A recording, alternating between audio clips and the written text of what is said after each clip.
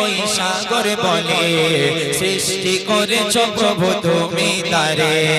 খালিক তুমি, মালিক তুমি, খালিক তুমি, মালিক তুমি, তুমি সুবহান আল্লাহ মহান, তুমি আল্লাহ মহান, আল্লাহ মহান, তুমি আল্লাহ মহান, আল্লাহ মহান, তুমি আল্লাহ মহান, আল্লাহ মহান, তুমি আল্লাহ মহান।